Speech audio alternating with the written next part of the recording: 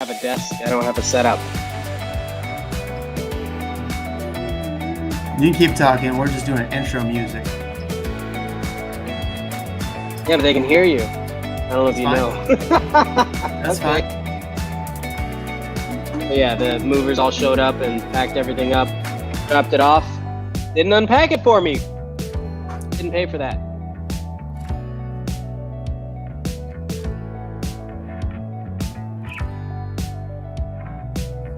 Gotta get the doodle next to the used to the new place. Yeah, Katie, how's Noodle's haircut now? It's slowly growing out.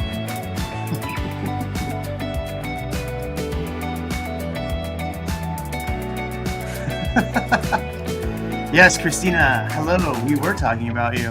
Kristina, I haven't watched your video yet, but I saw it pop up today about even if it crashes, it's still expensive. Curious to see how that turns out. Definitely want to see that. Hi, Kristina.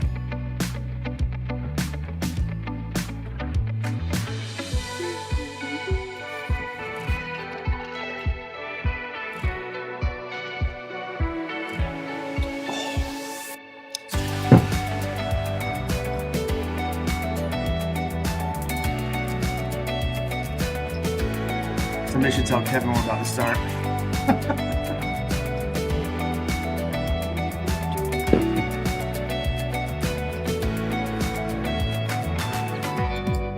I bet it is, Kristina. The one I did today was talking about sellers. Was well viewed.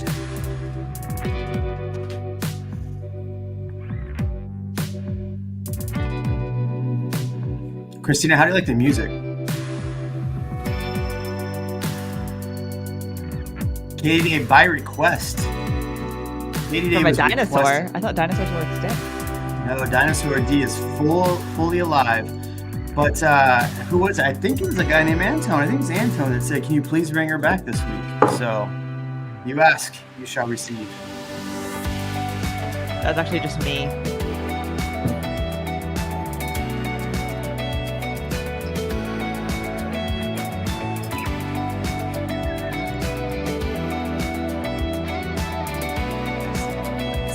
That's my kind. Yep. Almost there. Kevin.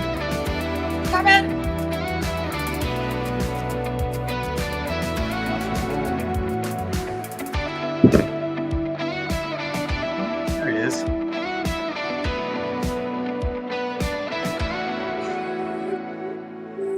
Boom. All right. Welcome to REALMIgos number 7021. We are beating Joe Rogan in the old getting live streams out. Just kidding. We are not. Welcome to the channel today. Katie Day from Houston. Hello, Katie Day. What's up? Yeah, Ian, what is going on with these glasses? What's happening over there? You muted yourself. Taking video of you taking video.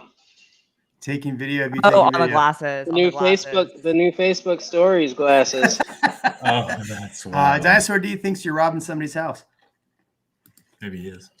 All right. So, Kevin, we ran into each other at coffee this morning. We did. And Ian wasn't there, man. That was a bummer. Ian wasn't there.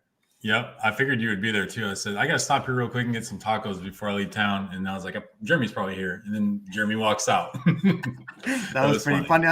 I love, I always love, like, I would do this to Ian too. Every time I see him, I'm like, dude, you're that YouTuber guy. So, yeah, everybody turned and looked. That was awesome. Ian, are you in a cave? What's going on, man? Yeah, I'm in a cave called Starbucks, and it's because I'm mid-move. And so they dropped all the stuff off at my house, but now I don't have it set up, you know? So I'm going to have a killer studio in the next 1 to 2 weeks. That's the plan. Congratulations. Congratulations on the new house, man. That's awesome. It better have a green wall. And no surprise that he's at Starbucks, though, the green logo. I mean. Yeah. All the green. Well, cool. I feel like everybody knows what's up, right? The big news that announced yesterday. I put it out first. Katie Day copied me, so that's why we brought her on the channel. The big news that Zillow pauses home buying as tech-powered flipping hits snag. I'm sure y'all have done the same thing and watched all the commentary surrounding this big news. But I want to hear from y'all before everybody hears my stupid opinions. I want to hear from you. We'll start with Katie because you're on top. How do you feel like this really is going to impact the housing market going forward? I think that's concerns. I think people are concerned that this news means that Zillow knows something we don't, so a crash is coming, right? So let's go through it. Katie, start with you. So I think it's been interesting. Like the story broke, I think over the weekend, Monday, whatever. And I was just, damn it, Kristina. The story broke over the weekend, Monday, whatever. So like that came out on Monday. And then we started to see more and more articles and things come out about it. So like Zillow paused basically because they bought 3,800 homes in Q2. We don't even know how many homes they bought in Q3, probably more, right?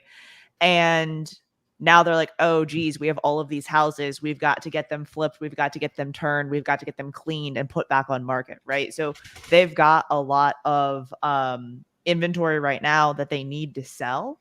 But every other iBuyer has basically come out with their hand raised saying, I'm not sure what's happening with Zillow, but we're still buying. So sell your homes to us.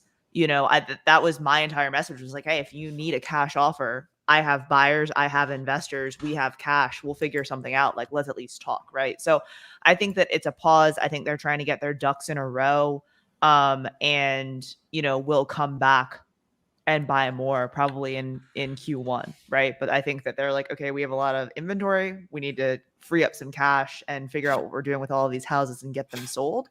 And once they do that, I think they're going to be back buying, maybe not as fervently as they were earlier, this year. But I think it's only a matter of time. I was laughing at that. Jeremy, not you liar. I broke the Zillow story and it's all crashing down, you scumbag. Funny. Oh, man. I love trolls. It's the best trolls, man. I like Dinosaur D more, but trolls, they're trollersons. All right. So, gentlemen, let's hear from your take regarding the whole Zillow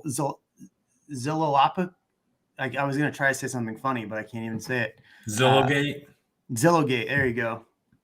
That's not really what I was thinking of. I don't know. I mean, I think the timing is weird. I don't know why the timing right now relative. I think maybe they are seeing a little bit of that same, decreased buying demand that I think we're all seeing, not in a scary way, but it's just a weird time to be announcing that.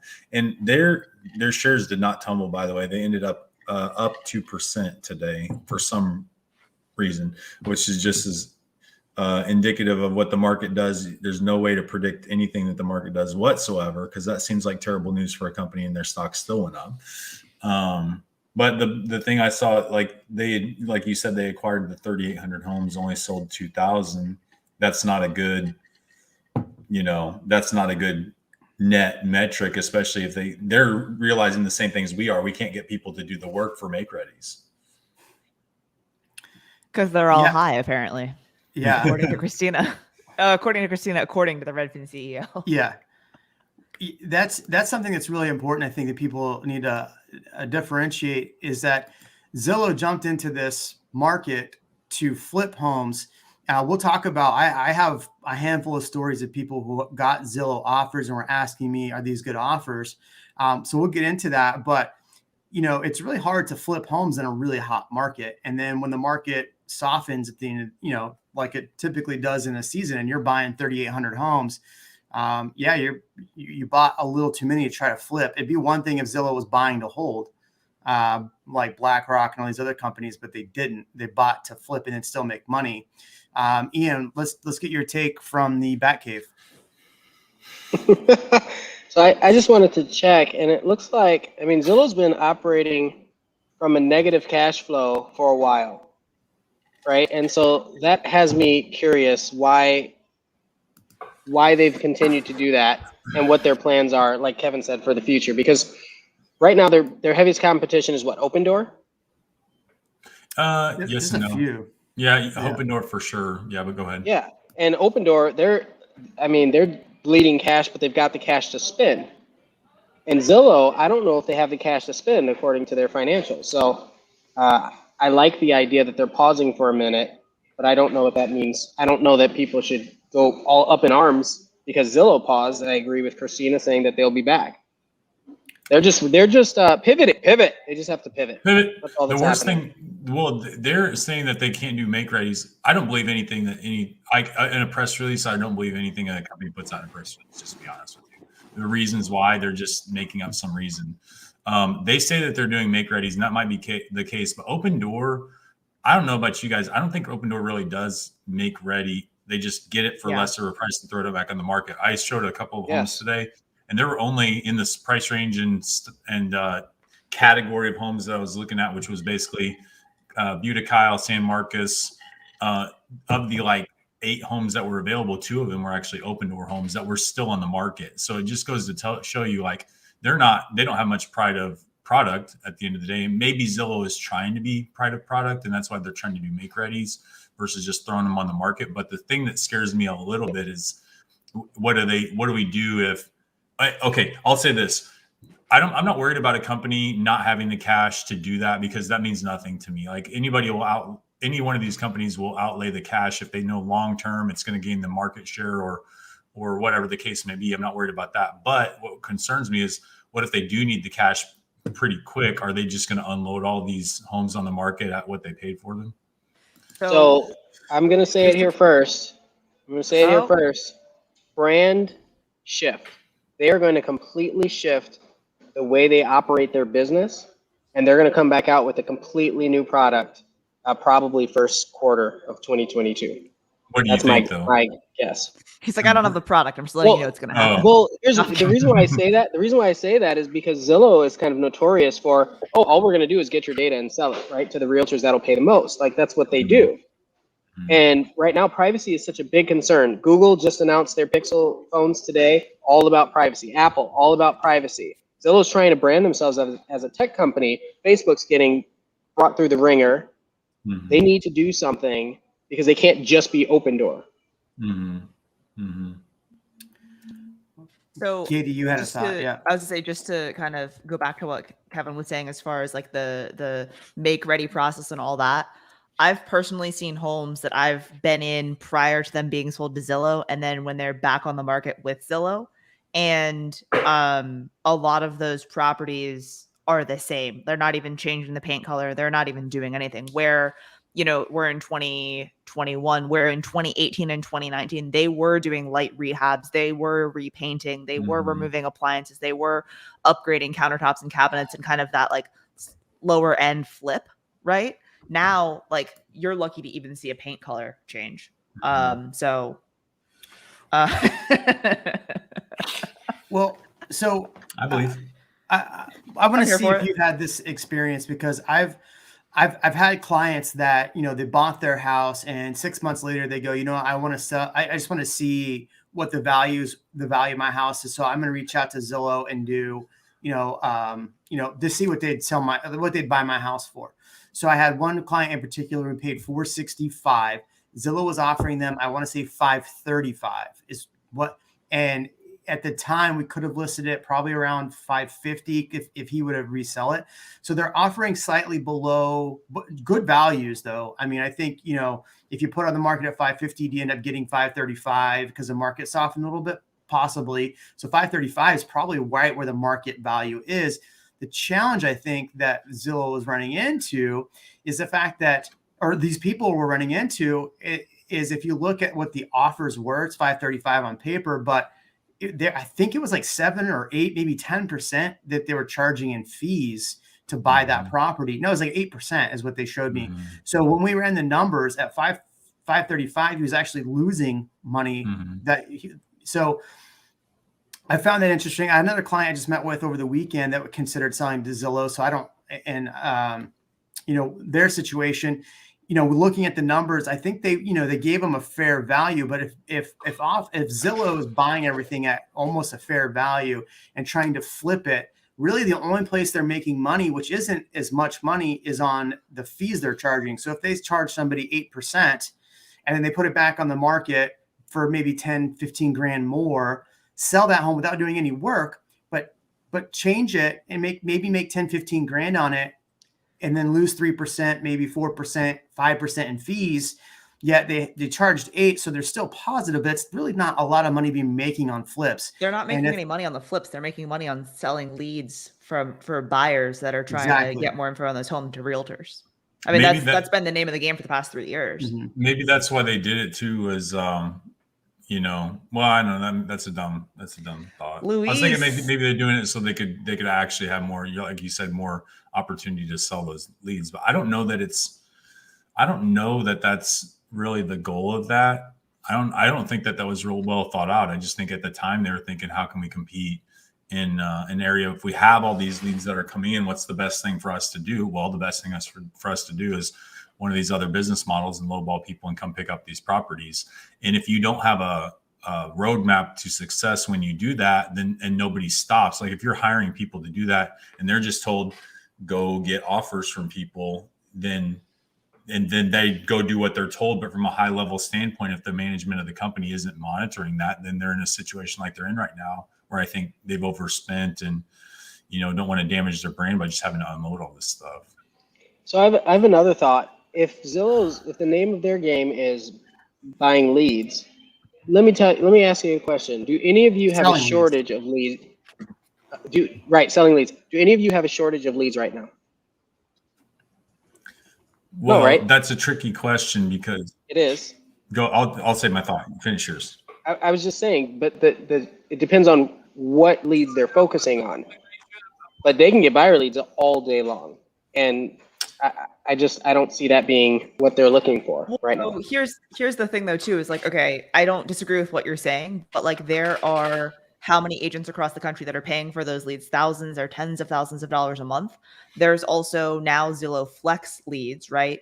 In addition to that, how many people have requested an offer from Zillow in the past? I don't remember the numbers and I'm trying to find them online now, but the sellers that have requested a value from Zillow or a sales, offer from Zillow said, no, we don't buy your type of home. We don't buy your age of home, or they didn't like the offer. And then they give that lead to an agent as well. Right. So, I mean, those are people who have said, I'd like to sell my home if it's at the right price and for the right time frame and all that. Right. I'm trying to find. I wonder. That's huge. Go ahead. There's also the conversation about Zillow and their market manipulation. Right, buying up 30 homes in a neighborhood just so they can control the price in that neighborhood. Have you been on TikTok? No. So there's been TikTok on that. There's been a TikTok on that. I do think that maybe in this last spring selling season, my guess is that their revenue from buyer leads took a massive hit, because if you were a buyer paying for leads before and now you either have buyers that you can't even find homes for, you're not interested in taking on more buyers because you can't even sell homes to the people that you're working with. My guess is that it made it harder for them to sell leads when there's no houses to sell leads on, and an agent's not going to pay a premium for leads that aren't even there. And then they also have buyers that they can't even find houses for. So you articulated my point better. That's it.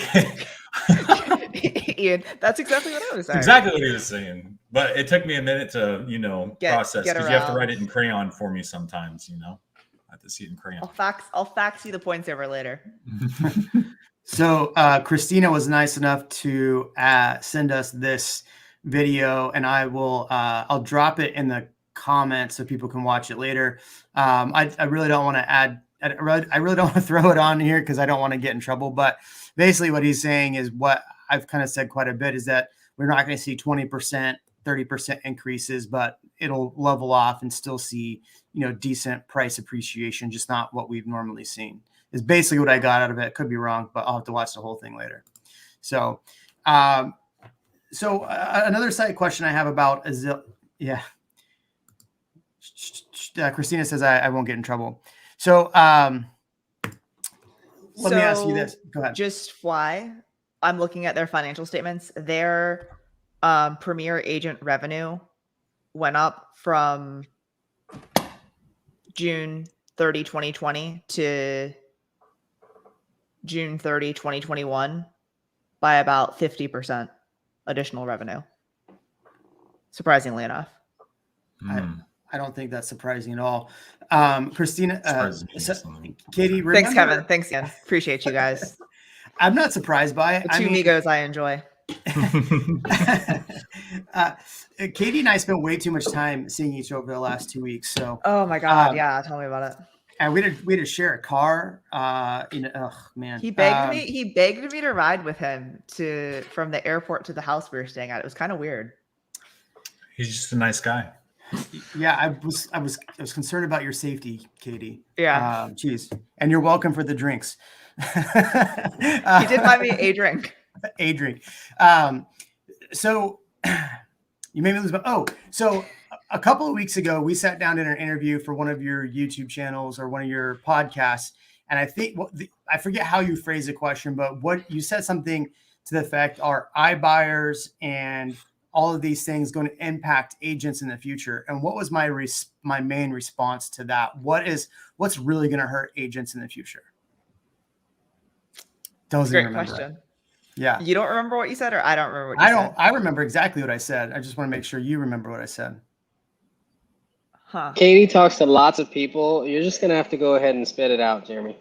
I guess I'm not that important to you, Katie. All right. Katie's been removed from the channel for today, folks. All right. It's been real. No, I said that the thing that's going to hurt agents the most is agents continuing to spend money on companies like Zillow and paying money for leads.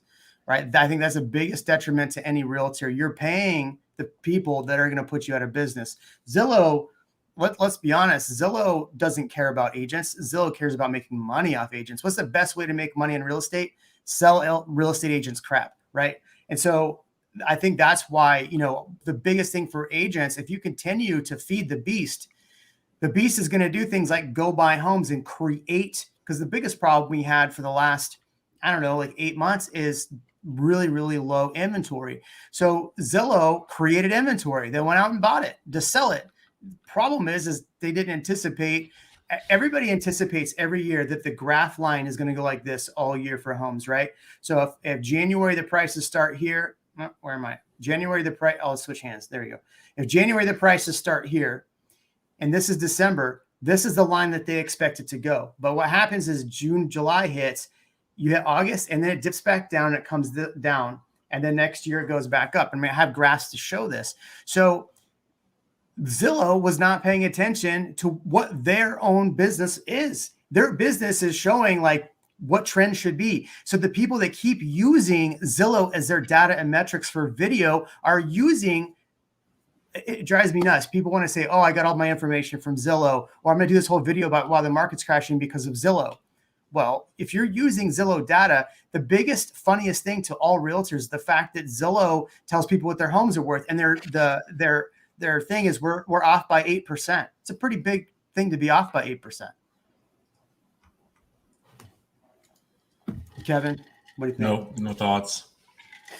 That off by 8% is more than you'd pay a realtor in commissions, is all I'm saying.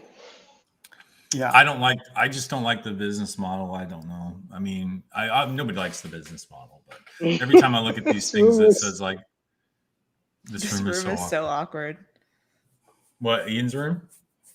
I don't know. I don't know. Maybe us. The four of He's us. just talking about this, like the clubhouse. this room, this podcast. I don't think I'm awkward. Thanks, bro. I see these models pop up. In fact, like one of my marketing clients was like, hey, you should look at this brokerage. And the brokerage was like, sell for as little as 1%. And it's like, wow, that sounds amazing. Let me look at this. Let me look at this business model. Well, the 1% is like, it's basically like they're like, well, it's technically 4% or 5% or 6%, depending on what you want to do, but it's only 1% minimum, or if the buyer comes unrepresented. It's like, well, no kidding. There's no buyer's agent fee. So they're expecting like the randomness that somebody's actually, it's like a for sale by owner. Then they're trying to convince you that you should come work with them, but at the end of the day, you end up paying more money. But I don't mind these being options that are available to people, because I think if I had a lot of money, like a lot of money, I might run around town in Austin only and be like, hey, I'll give you less than your house is worth, but I'll take it off your hands right now. People do this all the time. Wholesalers All do the this time. around town all the time, and they'll put a $500,000 house under contract for $400,000 because the person owes $410 or whatever. They'll cash them out of that loan, and then they'll sell that contract to somebody for $450. They make the $50, and then they sell the house for $500. So there's. Go ahead. No, I finish your thought. No, that's the end of my thought. I mean, I don't think it's a bad thing. I just think it's hard to compete with the traditional real estate, not just market, but a real estate. I don't know what the word I'm thinking of. Industry, basically, where you're trying to disrupt. And I've heard disruption. I kid you not.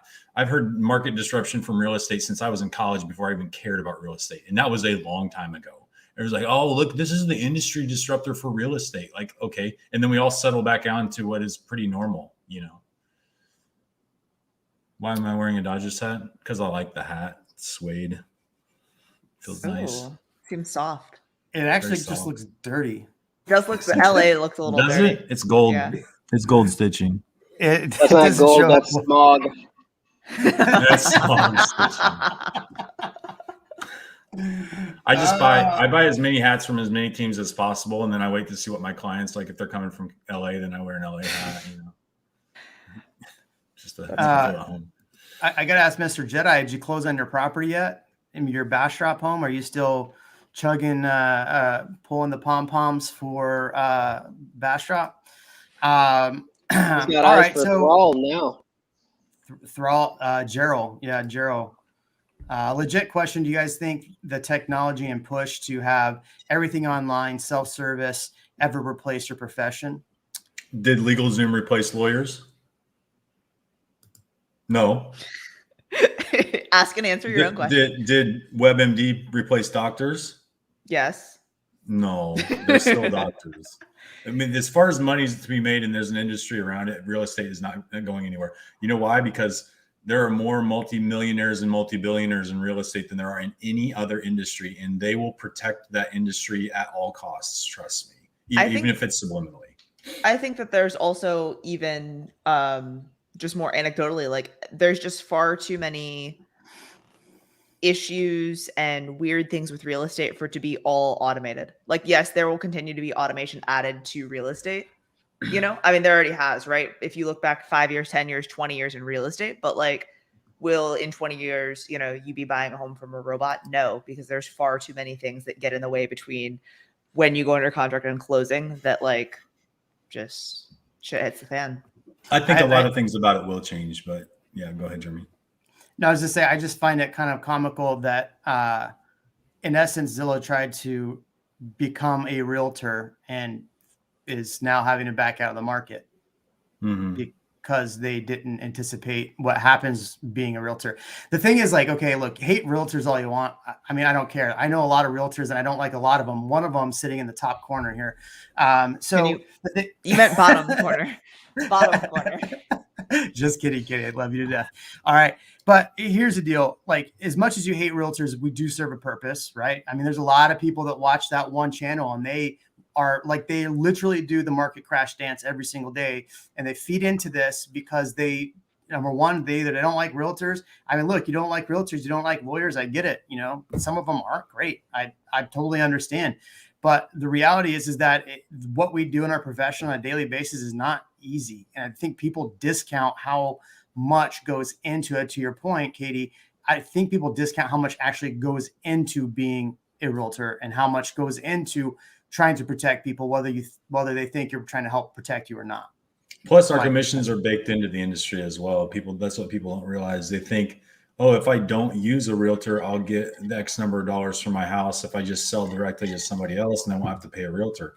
Well, like anything else, I mean, if you buy a car from somebody versus going to the dealership, you're going to go to that person and be like, well, I want to pay you a lot less. And that's all I ever see is people that come in that don't want to use real estate agents in the process and then say, well, I don't want to pay you what you're looking for. I don't want to pay you much, much less. But then the seller still wants the market value for the house. So plus there's not a huge, a market for that selling directly to each other anyway. Do I think that there could be one day? I don't know, man. 100 years from now, who knows what's going to happen? Like hundreds of years ago, we would have had to just the land rush of when the country first started, you just ran out here and put a flag down and said, this is my stuff. So like, I don't know, potentially could it change in the future? Maybe, but probably not for our lifetimes at least. What is something I think might happen with this whole Zillow thing is, if you think about it though, who is selling their homes to Zillow? And I know I've talked to people that were getting ready to potentially sell their homes to Zillow. They're people that, from what I'm seeing, people that bought a year ago, right before the market really took off. Now they're like, all right, I've only been at the ones I'm seeing in Austin. Now I'm ready to move somewhere else and kind of downsize and make some money off what I just purchased. So what I think is going to happen, if you think about it, Zillow was buying a home. Let's say they bought a home for 500, they put it on the market for 525, and now they price reduced back to 500. If people put their houses on the market and charge people 8%, or maybe 10, I'm not sure. But if you think about it, sellers are now going to just have to put their home on the market or sell to Opendoor or another company, because really the ease of selling to Zillow is the fact that you didn't have to have anybody come in your home. And I get it. If I could sell my home to Kevin right now for top dollar and not have to have one person come through my home, Kevin, come buy my house, man. Even if it wasn't top dollar though, right? Yeah. Even if it was not close. necessarily even top dollar, right? It's also the convenience, right? So they're paying for no hassle and convenience and the time frame in which they want it, right? Mm-hmm. So, if I knew that I could get a cash offer and have that cash in hand in 2 to 3 weeks, could I make more money by going on the open market? Yeah, probably. But, if that then means having to deal with showings, having to deal with prepping the house, having to deal with all of that, like that may not be something I want to explore. Yeah. So you'll see either more people selling to people that would have sold to Zillow are now probably looking at other places to sell their home, wherever those companies are, or you'll just see prices be a little bit more affordable for people, because instead of Zillow putting that $25,000 markup, put it on the market, people are just going to list their homes at a little more affordable price. Right? Business. So you might see a little. Go ahead. No, go ahead, Jeremy. I interrupted you. The 7th time tonight. I'm sorry. No, it's cool. All I'm saying is that you might start seeing prices of homes. Of those 3,800 homes that Zillow bought, you might actually start seeing homes priced a little more reasonably. Instead of seeing all these price drops, you'll just see a home price where it needs to be versus being priced in the price drop. And a lot of people are saying, oh, look at all the price drops on Zillow. Well, they bought a home for kind of market value and put it 25 grand, 15 grand more to try to sell it. So those people that would have sold to Zillow are now probably going to potentially put their homes on the market at what they should be listing for, not what Zillow's markup would be, was my point. Go ahead. I guess the question is, like, will this have any other impact on our market at all? I mean, I don't know the answer to that question. I was going to say, because I like to get this off my chest as much as possible, not off my chest. I think one of the portions of our industry that will change over time is, I think title companies will have to shift the way that they do business. I am 100% sure that title work and deed ownership will be moved to NFT, non-fungible token record on the blockchain at some point with counties and with title companies. So I think that part could be pretty straightforward. I think once a transaction happens with real estate agents, I can see that the real estate agents probably would work with an independent escrow company to escrow funds. But I think the title work would be it would just already be recorded on the blockchain. You could just see it, public knowledge, what it was there, what was available, and all that good stuff. That's my thought. And, I don't know if we're really close to that, but I think definitely that could happen certainly in the next couple of decades. And the deed itself, right? Yeah, the deed itself would be recorded. The insurance policy itself. Yep. Well, they would actually reduce the need for much insurance because there'd be a clear chain of ownership on there. So no cloud. You wouldn't have to pay somebody to say, oh, we're going to insure you against it. You could see the chain of ownership previously. And if you cleared the chain of ownership one time, then every time it transfers on the blockchain, it would have a clear transfer ownership. There would be no questions or guess. Dinosaur D has dropped some really good knowledge in there in a few of these comments. Dinosaur D, the guy who is comments on the channel all the time? The one that said that I have a wallet? I don't think that Dinosaur D's comments are very nice anymore. Let's this is a great one. This is Amazon good. works great for things that with no variables. Did I read that right? Electronics, not so much for things like clothes. It's easier to go to the store when you get clothes. So real estate agents are clothes. That makes sense. But I'll change totally them say, like dirty underwear. With the store you pick up the clothes in. really quick It's though, custom. Amazon. It's custom to the person. That's the point. Real quick though, Amazon just did a Amazon closet, or I don't know what they call it, but where you can order a bunch of clothes and you don't pay for them, and then you try them on and send them back, and you only pay for the ones that you keep. So they are actually they're shifting some stuff. But I understand the point that you're trying to make. There are a lot of companies that have tried that, right? And do you still hear about them? Not really. No. So okay, here's my final I feel like question. every retail company's been doing that now, though. Like I've been getting bombarded by like Nordstrom, Banana Republic, like every company of like Stitch Fix boxes, basically, where like we'll ship you a box of clothes every month, and so. Yep. My final question is: how many of you, and this is audience or realtors on the channel, how many of you have started off with a buyer or seller, and then throughout the process, their needs completely changed after you had a conversation with them? Once or 10,000 times. Yeah. That's Usually my within point. an hour. Yeah, right. One conversation. It's like, that is nothing like I expected. No, we need to do this and we need to do this. I had that conversation today. Yeah. I think they become more aware when they start seeing stuff, but yeah.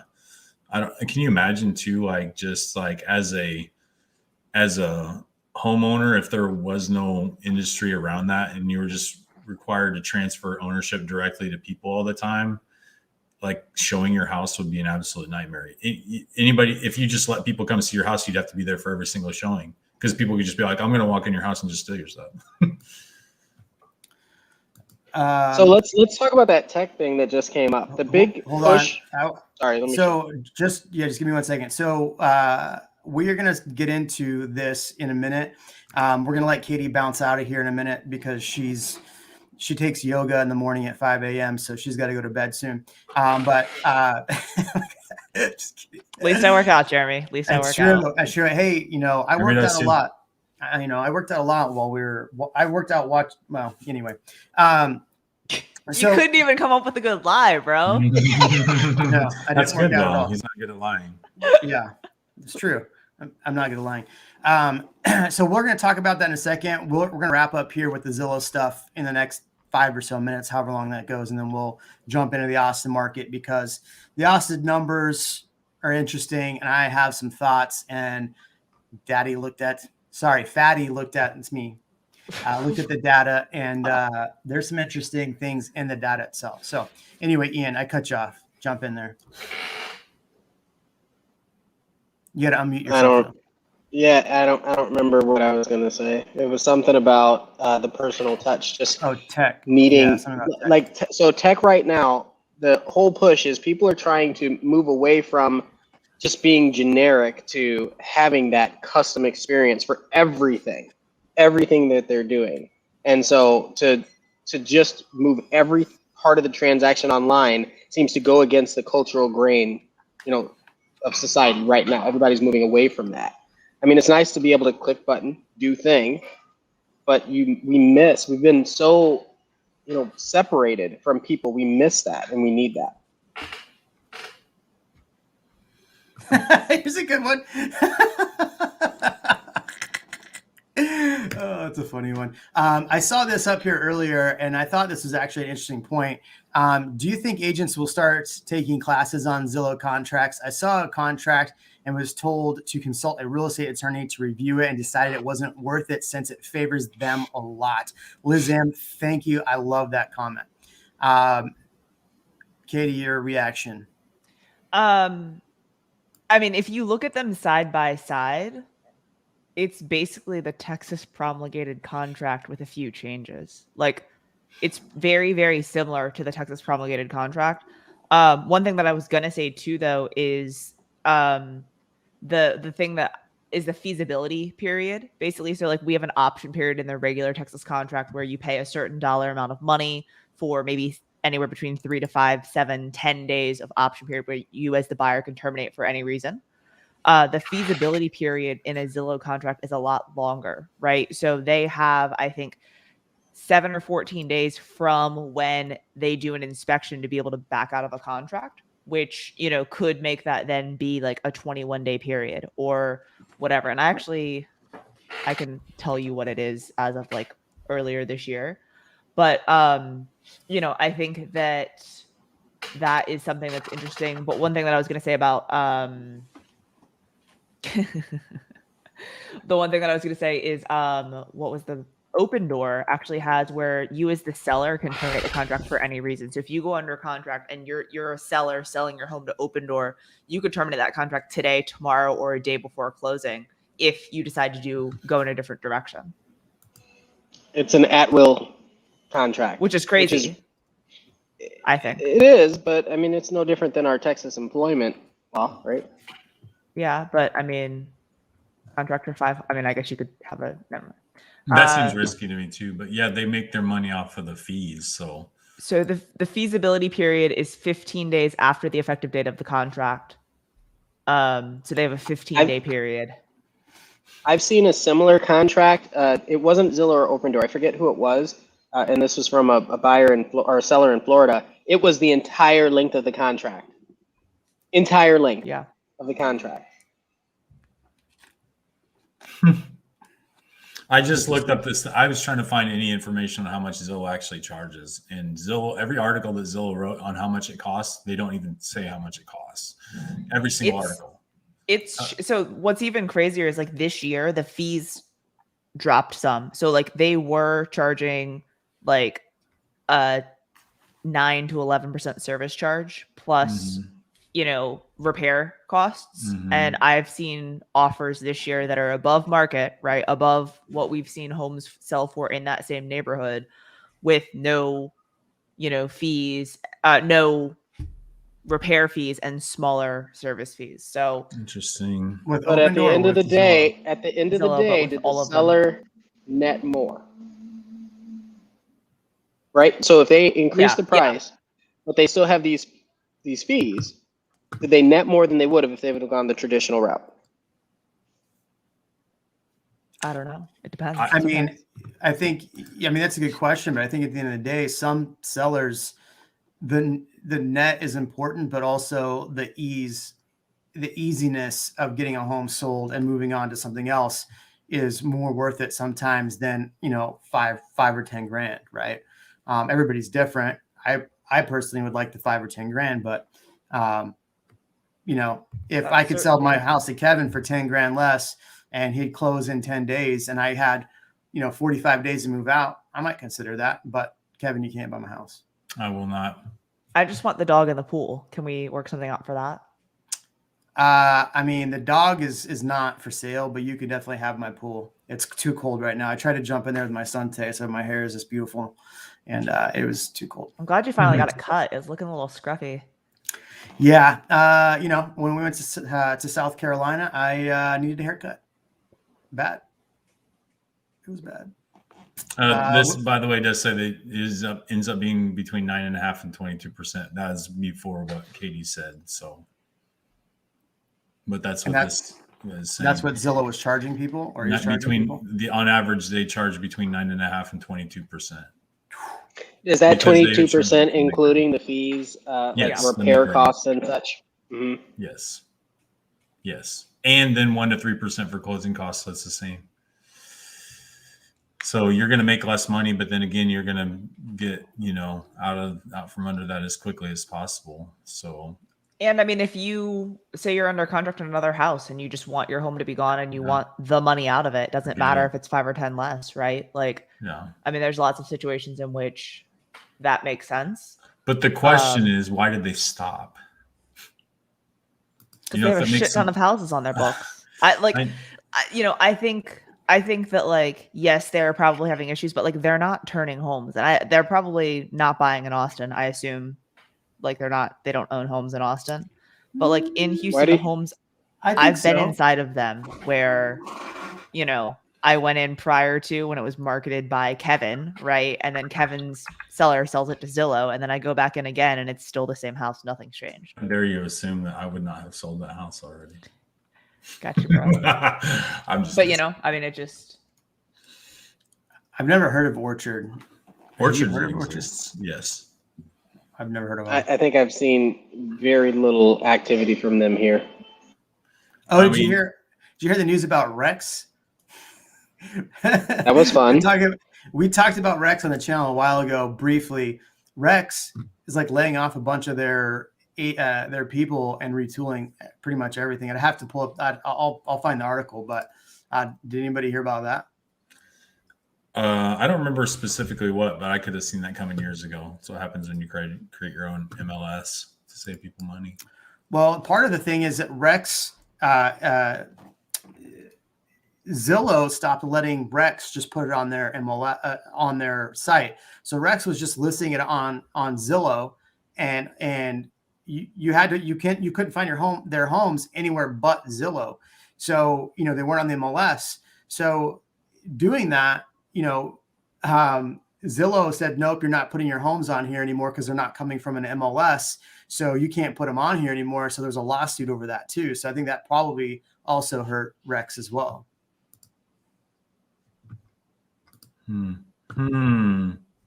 Interesting.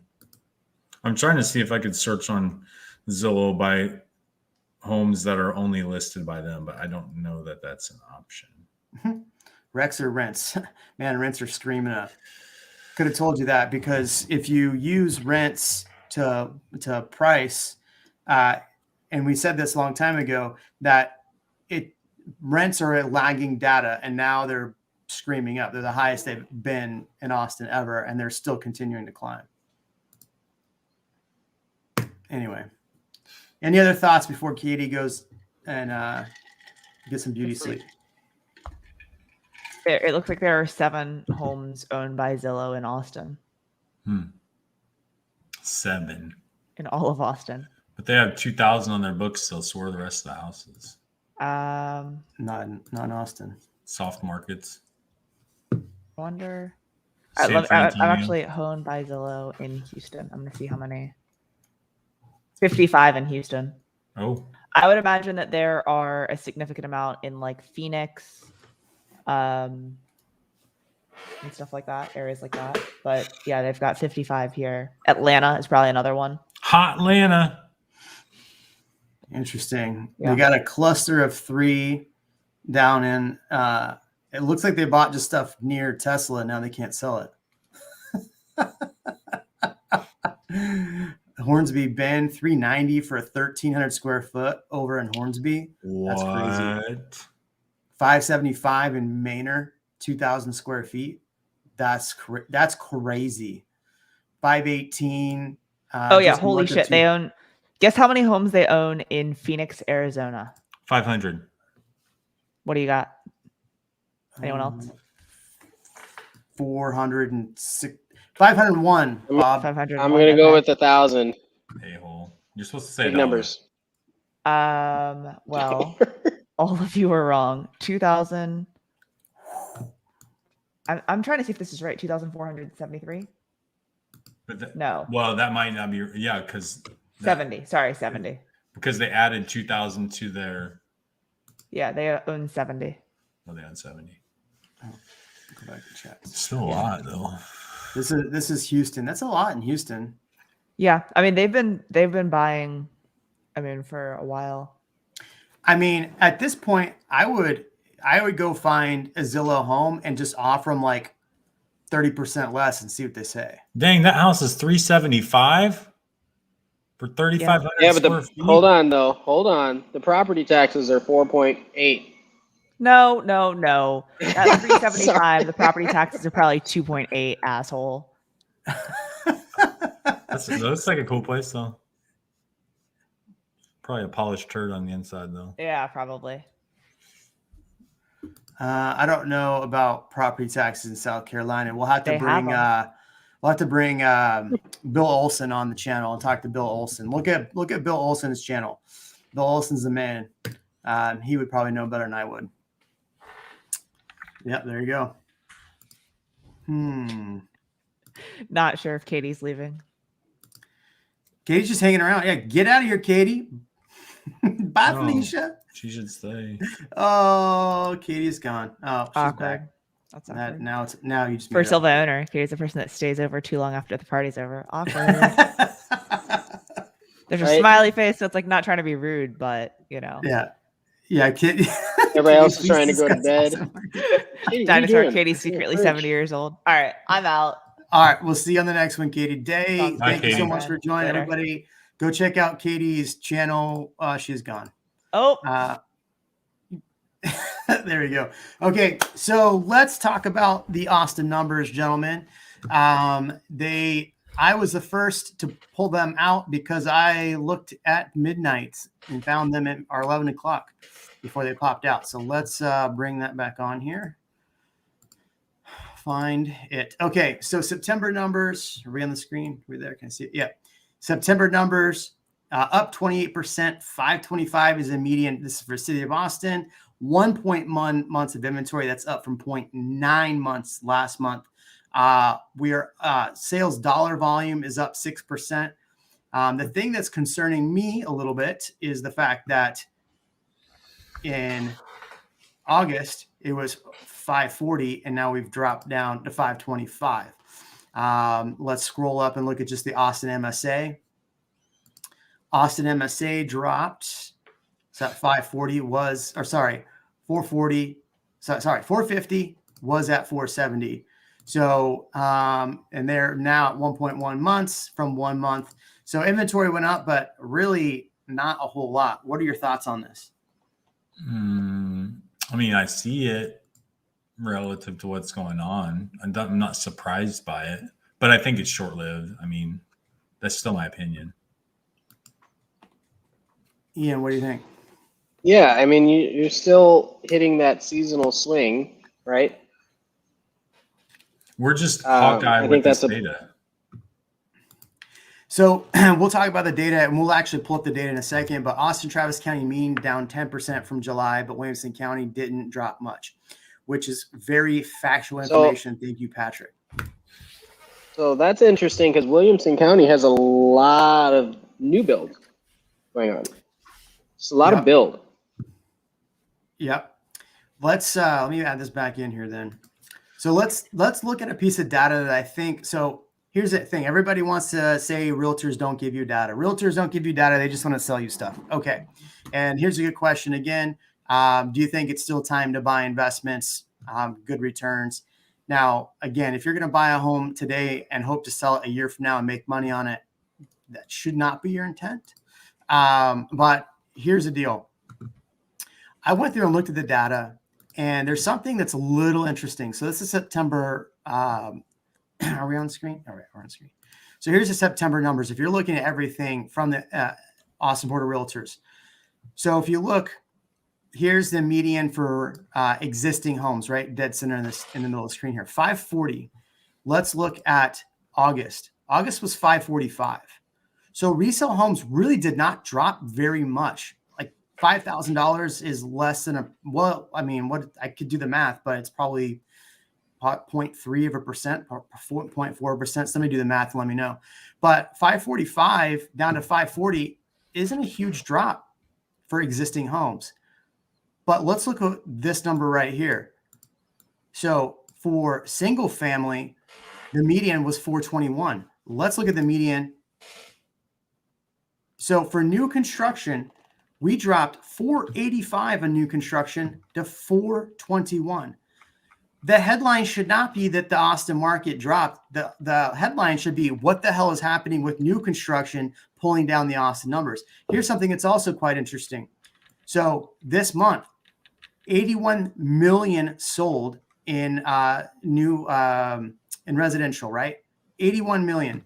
But let's look at last month, August, 66 million. So we increased the dollar volume of homes from 66 to 81 million, yet the price dropped more than almost 60 grand, more than that, $64,000. What are your thoughts on new construction homes pulling down the market? I mean, it's interesting to me. I've been trying to think about all day, like, what the significances of that, or the drivers would be. I mean, it's significant, but what are the drivers to that? Did you have any thoughts on that, Jeremy? I do, but I want to hear from y'all. Well, I mean, I don't know that I'm trying to think, like, did they overbuild? My thought is that they had a bunch of people on waiting lists and under contract from like the spring. And now that those people, like the builder was so ready to give those people out to the contract, I'm guessing maybe many of them opted out, and it maybe freaked them out a little bit and caused them to adjust the prices on those contracts, trying to get people back in the game. I don't know. That's my thought on it. Well, look at this too. So real quick, sorry, Ian. So if you look at the July's numbers, close price for new construction was $626. No wonder why we're seeing a price drop. $626. Nobody else is going to look at the data like this, people. $626. And that was 50 million. Now, oh, wrong one. 80 million, 81 million, but it dropped almost $200,000. That's insane. So what's going on with new builds? What is really going on with new builds? I think one of the things that I'm always curious about is how much of the new build, how many of the new builds are being accounted for in this data. And the reason why I say this is if this is pulled from the MLS, how many of these new builds are not put on the MLS? It's a pretty large amount. Like if you go look at new construction, or I'm just going to use an arbitrary builder, let me say Taylor Morrison. They might have 100 homes that they're building. Oh, that too. But yeah, they might have 100 homes that they're building, but they'll only have 3 or 4 on the MLS, right? And so, like, if you look at some of the older sales, you go back a few years, think about it. You have a house that you're listing, and you're like, why has this never been, like, you can't find any of the data? It's because they never put it on the MLS.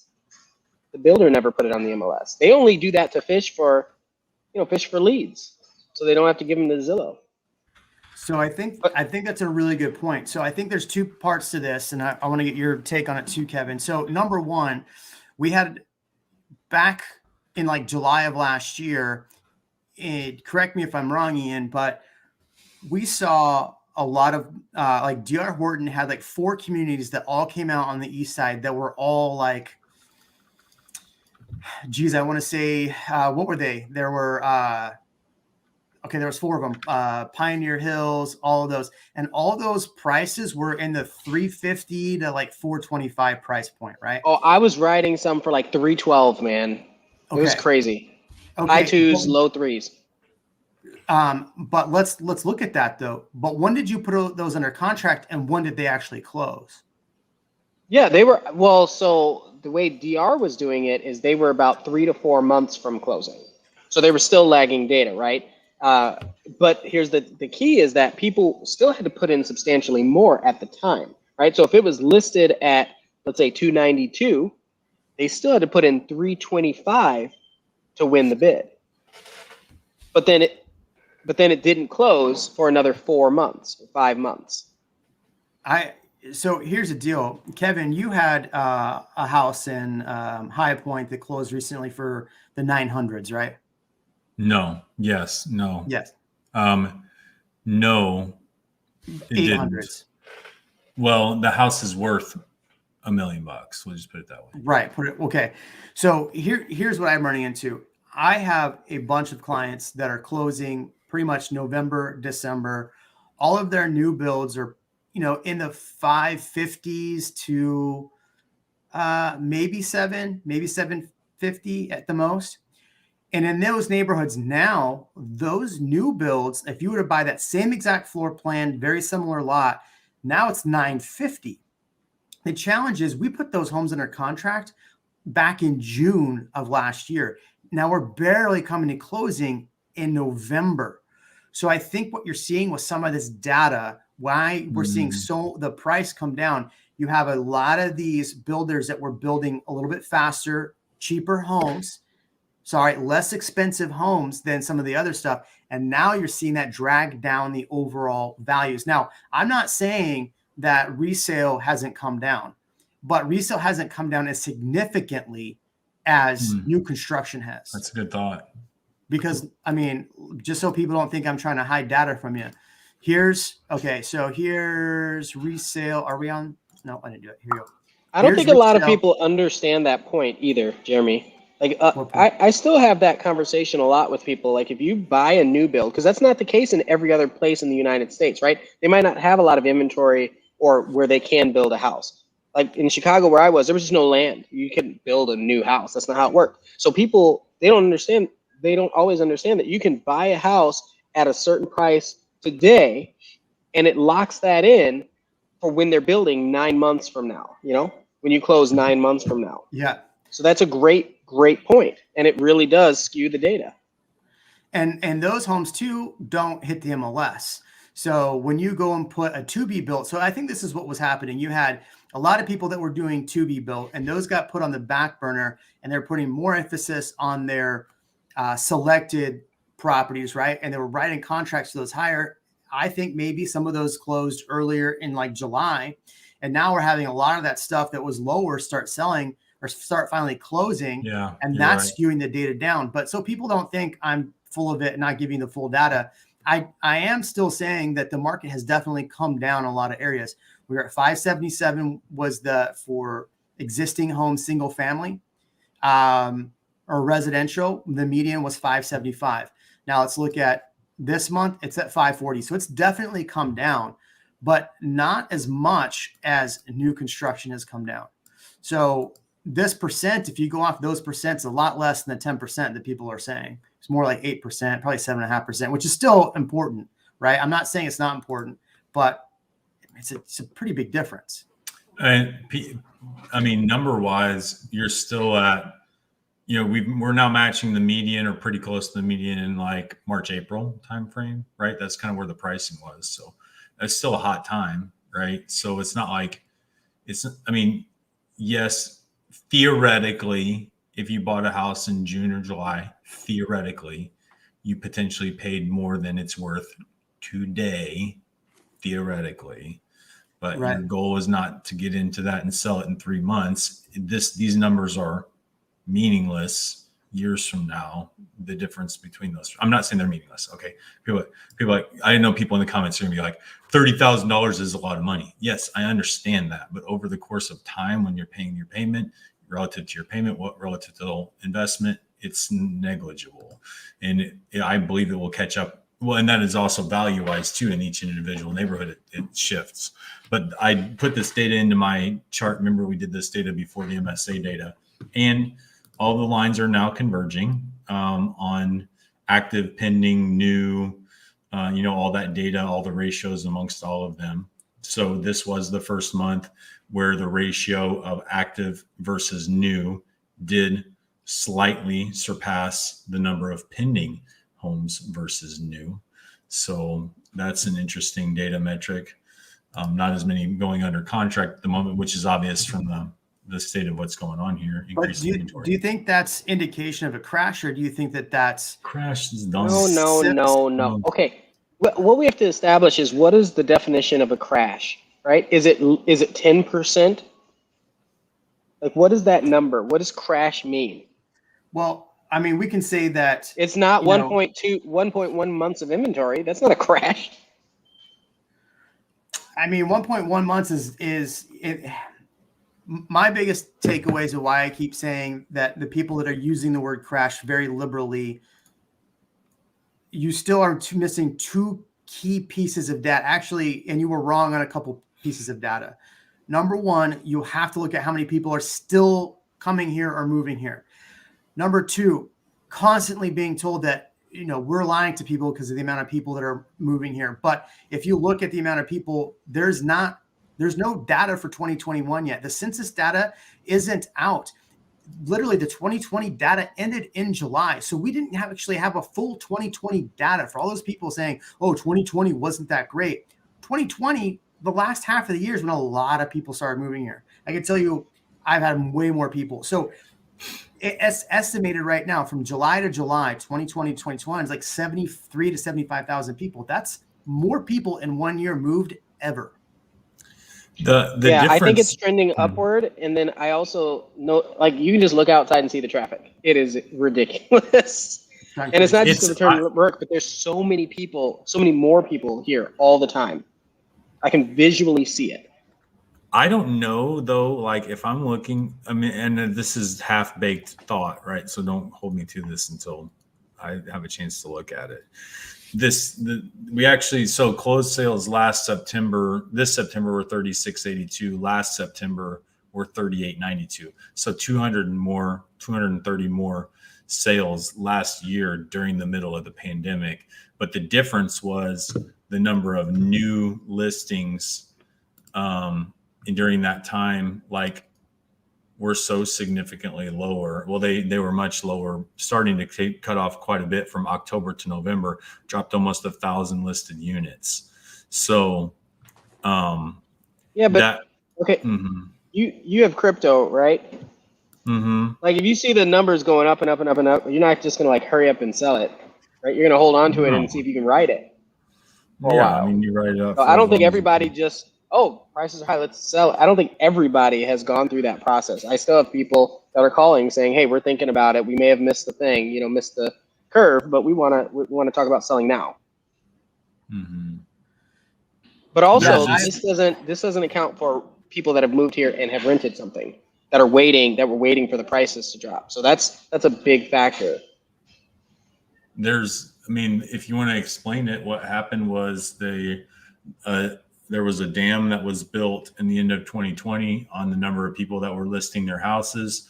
When that dam released in the spring, then you had your normal number of people that were going to be buying, plus the people that were potentially panic buying at that time, driving up those prices. But there wasn't like a massive, there's not a massive shift in the buyer demand overall with what's going on. So if there's not a huge shift in buyer demand, then you can't even remotely say that it's a market crash. A crash would have been a massive correction. This is just normalizing what was non-normal data. It's actually, back to my engineering days, this is a transfer function.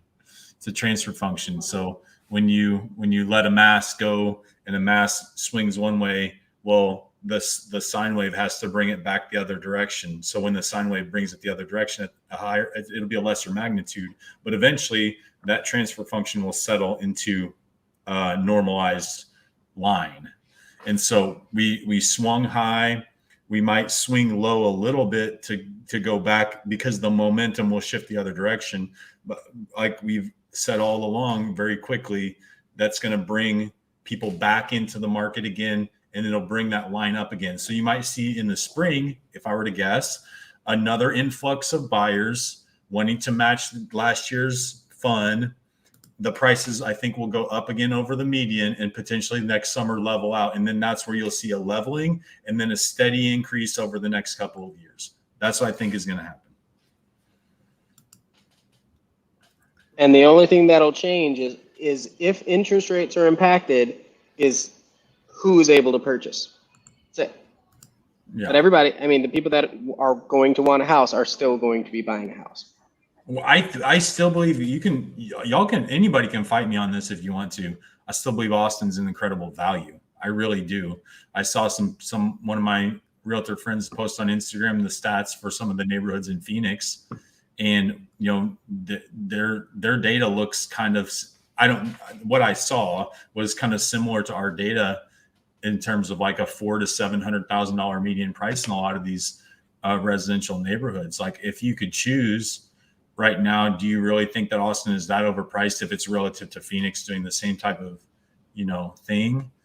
I don't think so. I think we're so far away from being an overpriced area that it's not even funny. I just see tons of good buying opportunities here for a very long time. To go back to your point from a minute ago, here's the monthly sold data. And if we're comparing to pretty much any of the year, 2021, if you take 2020 out of it, we're still beating 19, 18, and 17. You all sold real estate in those years. Were those bad years in Austin? 18 was one of my best years. Yeah. So I mean, if you're going to just compare to 2020, which I think is an outlier, I just don't. I mean, look, next year we're not going to see 40, 50% increases like we did this year. I mean, I think what we're seeing now is a correcting of an overvaluation of people jumping into the market. What will happen, I think, is based on what you were saying earlier, as far as the season goes, people will be back in the market. And in fact, I say this, but people are like, oh, you're trying to FOMO people. I've had more conversations with potential buyers moving to Austin in the last 3 weeks than I did all of September, all of the month before. So people are coming back into the market. And I think you're going to start seeing that in November, December, and in January. So, do we swing back up by July and have another 575 month? No, we might not. And so then people are going to go, okay, well, the sales data for June, July is 560. Last year was 575. So we're negative, and they're going to go crazy saying like, see, I told you it's a crash. Well, it's not really a crash. We are seeing some correcting and adjusting, just like the stock market adjusts and then rebounds and goes back up, right? I think what we're seeing is just like the stock market, investors start pricing in things. Now we have more data. Buyers are now starting to price in the fact that potentially there could be a crash, right? I think buyers are saying, look, I'm going to be a little more cautious, and I'm not going to go $50,000, $100,000 over list price, which at the time back then, in order to get a house, that's what you had to do, which sucked for a lot of people. But I don't think we're going to see, I think buyers have more info now than we did 6 months ago. Right. And so I think buyers are now kind of pricing in that in and not being as aggressive. I know I'm starting to see on listings 14, 15 days on market. We're like, what the heck? Where's the buyers at? And then all of a sudden 3 offers. Yeah. Like, which is typical. Heck? And then you go 5, and it's like 5, 10 grand over list price, maybe. And it's probably list price. You have one person that goes 10% under, one person 5% under, and the other list price. So you go with the list price offer. So I think sellers, if you're listing in this market right now, I just be very cognizant of the market is, you can't keep that same line that you thought that it was going to go on. And buyers, do your due diligence. If you're going to buy in this market, don't have FOMO right now. Definitely do your due diligence. Look at the prices. And if you don't want to get in a multiple offer situation, there is a little more inventory. Don't get in a multiple offer situation. And I want to call, and I'm not like butthurt about it, but I don't think we're skirting the topic. You said, and we know this, prices are down 10% in the last 2 months.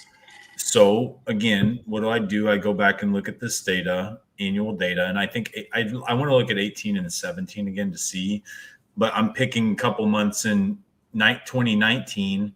May of 2019, the median sales price for the MSA was $335. And then in November of 19, the median sales price was $305. What does that mean to you? That's 10%.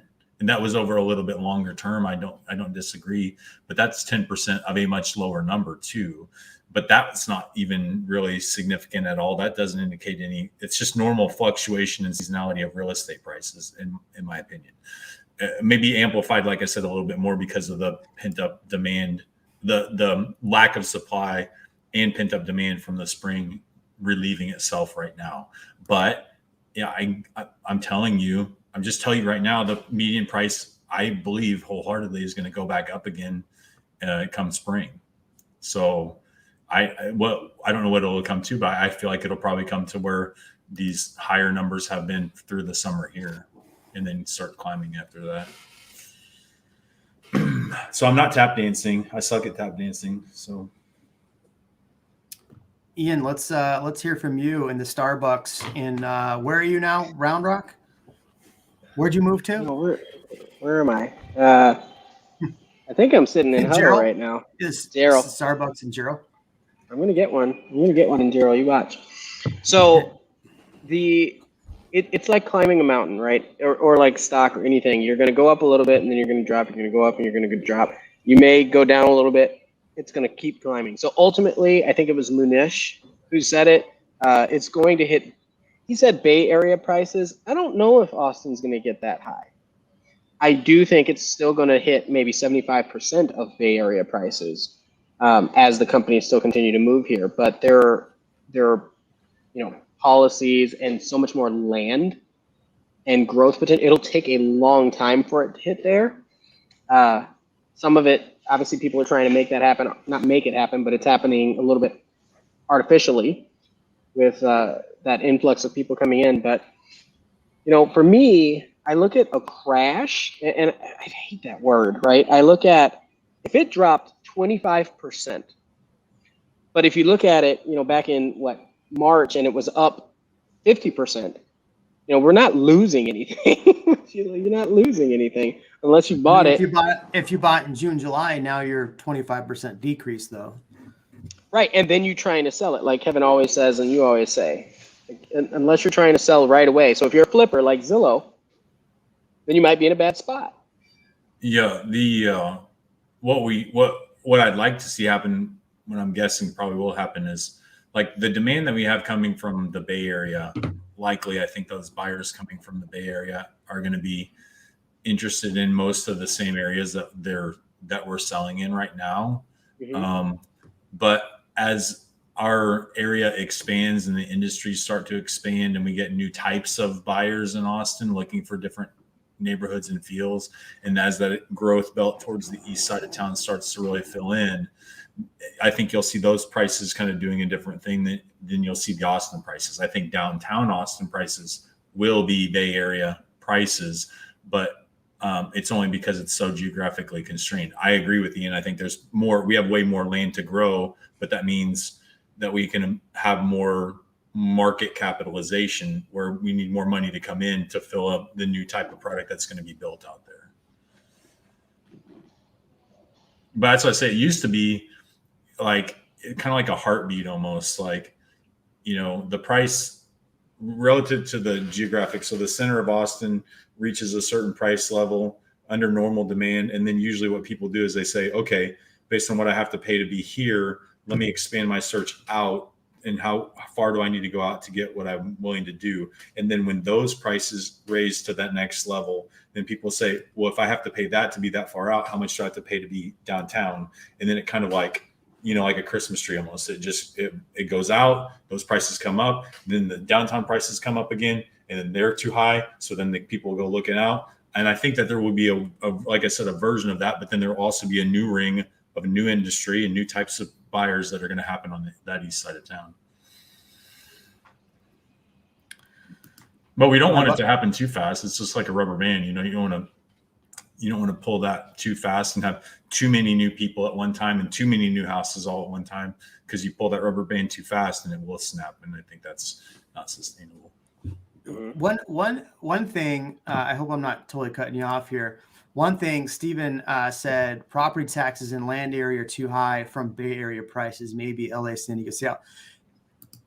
One thing about prices dropping at the end of the year, I'm okay with prices dropping at the end of the year and then rebounding in the middle of next year, because our property valuations last year were through the freaking roof. I hope that for some reason these property values come down a little bit. That way our property taxes aren't crazy, and then prices probably will rebound. I don't know that that's actually going to happen, but we know our tax district loves to tax the crap out of us, and they keep saying, oh, we're reducing taxes, right? All the news that comes out, Austin schools are reducing taxes, yet the money they're going to actually are reducing tax values or percentages, but the money we're taking in is going to be actually like 500 million more than it was last year. Well, yeah, of course, because prices go up, you have to adjust. Otherwise, everybody's going to go, well, hey, what are you doing with this way extra money that you charge home buyers or homeowners? So I think property taxes, again, I said this in a video a long time ago, property taxes are going to be a huge problem in Austin, and are going to be a reason why prices flatten out.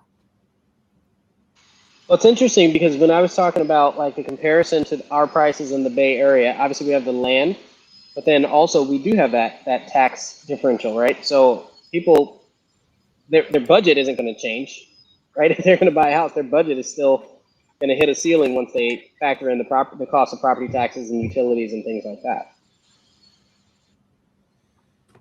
Yeah. Daniel says, any recommendations for first-time home buyer with a decent salary and minimal down payment? That's all relative, decent. Yeah. Yeah. I mean, well, you can get houses. No, don't couch surf. Don't couch surf. Don't do it. Now's a good time to buy anything actually right at this very second. If you can qualify for something, a low down payment loan, get an FHA loan for 3.5% down and get into something now. That would be my recommendation. I mean, look, if you're not in a position to buy, don't buy. But if you can afford monthly payments, and right now, it's a little bit easier for people using FHA, conventional, VA, and maybe putting 5 or 3.5% down. I mean, you have to weigh your options and see if it's a good time for you.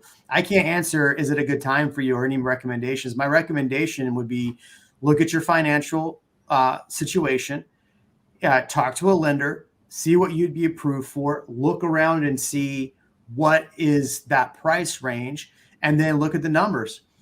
What are the taxes on some of these homes? What's your mortgage going to be? Can you afford it? Can you afford to hold on to it for 4 or 5 years? Because that's always my recommendation. So my recommendation for you is do your homework, but having a minimal down payment right now, I don't think is the end of the world. And we might get to a point potentially, I don't think so, but we might get to a point where sellers start offering closing costs again to buyers. That's something we haven't seen in a long time. Remember 5 months ago, sellers were saying, hey, you're going to give me $500,000, no matter if it appraises for $300,000, you got to pay me the $200,000 difference. That's not necessarily happening in every contract anymore. My recommendation to you, Daniel, is because you said couch surfing, that lets me know that you're probably a single guy ready to run around, do whatever. You just want to get some value and you want to have a lower payment. So like Jeremy said, look for something. I would probably recommend a new build that is not directly downtown, a new build that will pay your closing costs. And then you move in and then get a roommate. That's it. Just do that and get a 3-bedroom, 2-bath and be ready to, have somebody help you with that. Because if you're willing to couch surf, you're willing to have a roommate. You could buy a overlanding truck and stay in that, and go get a LA Fitness membership and take showers there. Absolutely, and still rent out your house. You think I'm joking too, and I'm not joking. No. I've got a camper sitting in my driveway. Nobody's joking with you. I'm serious. I took a shower at my gym today. I was like, man, this is nicer than my shower. And they got shampoo and soap and all that stuff in there. I'm like, right. Those commodities are expensive, right? Like if you're not buying that from the dollar store, you're paying too much. Yeah. $7 for some shampoo. I wonder how long it'd take for them to notice I'm sleeping on a treadmill. It'd be funnier if the treadmill was on. Let's see. All right. Any other USDA? Man, I haven't seen a USDA in 4 years. So Viviana, I'm curious, where are you seeing USDA? Is like East Kyle? Are you seeing it in Hutto? I would love to know, because I'm sure I would have clients that would love to get into a USDA property 0 down. I'd be willing to bet you could still find some in Gerald or Northwest Liberty Hill. I'm not saying they're not there. Just I haven't seen them in a while, so I'm very curious where that would be. South Dallas, Temple. My current home. I think I missed the conversation there. Any other good comments in here? I saw some in Bastrop. Oh, Bastrop. There you go. Master Jedi. Buy now, don't cry later. Master Jedi has a mansion to sell you in Bastrop. So Bastrop. All right. What community in Bastrop, or just all of Bastrop? I guess if you go onto the USDA site, it'll show you what's eligible. So I can do that myself. Thank you. What's up? Any other good comments in here? Any other good points of fact that y'all have? I don't know. I mean, we say this every week that we talk. I just am not and I am optimistic, and maybe optimistic to a fault sometimes, but like in this case, I don't feel, if I really felt like I was bullshitting you guys and saying like this data was not, like it's saying something that's not, or we're just realtors, we're surely going to tell people that. Like, I mean, you can think what you want to on this, but now, if I said this 2 weeks ago, if 6 months from now there's a clear and significant trend between these, yeah, okay, let's talk serious. Like, what is happening, you know? But I think now, for the foreseeable future, I don't think you can even tell. Well, all the people that listen to that one person like to tell me that a crash happens over a 3-year time period. We're at the start of the crash.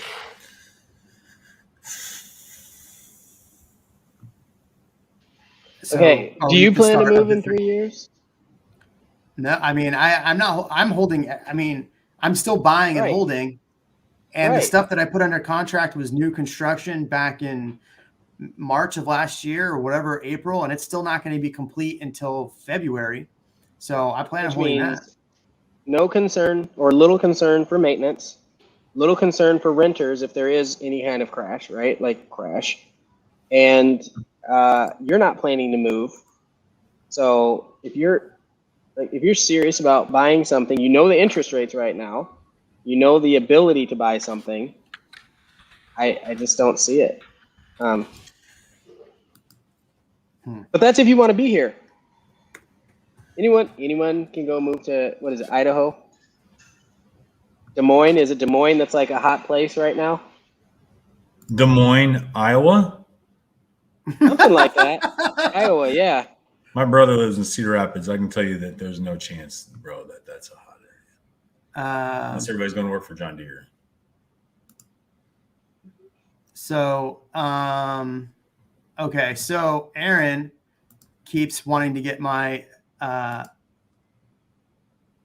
opinion on Goldman Sachs. So apparently Goldman Sachs predicts home prices will go in 2022. Let's see, up 6. They don't see prices correcting anytime soon. In fact, they are forecasting another 6% jump. Is that what you're talking about, Aaron? 6% or 17%? Yeah, I was going to say why the bullish outlook. I'm going to say you still have that supply concern. You know what? And it's a slow-moving market. Issue. The supply is the thing that I think a lot of the people that are saying the market's going to crash keep skirting around. 1.1 months inventory. Back in 08, everybody wants to talk about 08. We had 3.7 million homes available back then. We're probably around 2 million homes. Somebody fact check me. I could be wrong, but we're not even anywhere close to 3.7 million homes available. So yeah, inventory's gone up. It's made it definitely a healthier market. It was, I mean, let's be honest, it was super unhealthy. Nobody said it was healthy.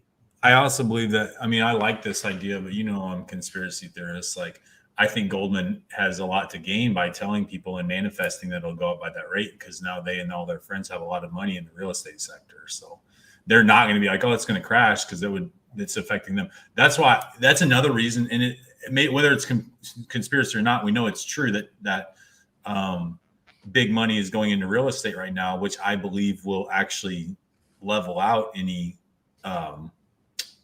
variability in the pricing there, and will continue to increase those prices over time, because you'll see way more institutional money investing in real estate as an asset, because they see how much money they can make off of it. Yeah. I don't know. I know. I can't find my girlfriend's purse, remember? I don't know what the hell that means. Laughing because I said that we're becoming more healthy than we were. More healthy being the fact that we have 1.1 month inventory in Austin. Back in 19, we had 3.7 month. Last year, we had 2.7 month. I just want to know. Now we're 1.1. I just want to know who hurt Austin's you. Numbers. What was Austin's numbers in 08? Specifically Austin. Where are you getting the fact that 90% of mortgages are subprime? I don't know. I'm trying to understand, like, did somebody hurt you? Did something happen? Like, or are you so negative about this stuff? Like, I understand being a little bit, skeptical, but super negative about it. It's Debbie Downer status. Sorry, Patrick. Patrick blocked. Sorry, man. It's okay. All right. So, man, that's all I have for tonight. I wanted to look at the actual data. I think that there's some interesting things happen in the new home sale spot where I think that there's going to be some interesting outcomes. I think we talked about part of the problem, in my opinion, is the fact that a lot of these new build sales end up happening behind closed doors, and you have a lot of like D.R. Horton that did all their stuff on auction out visible. So that's why prices partly have come down for new home construction. But I think that's probably going to rebound significantly because a lot of the stuff that was closed, that went under contract early to late to middle last year, will finally start closing November, December, and probably October. So on or off market. So there you go. My request would be anybody that watches this show religiously, I want to hear your craziest theories as to why Zillow's backing out. That's what I want to hear. Question. Why do you think they're backing out? And I just want you to scour the internet and come back and leave a comment, or come back next week and tell us why you think that is. Oh, there you go. Ian, I appreciate you. Thanks, man. Cool. All right. Well, that's it for this week. Drop your comments below. We want to hear from you. Good, bad, indifferent. They'll feed the YouTube algorithm. So go for it. We'll see you on the next one.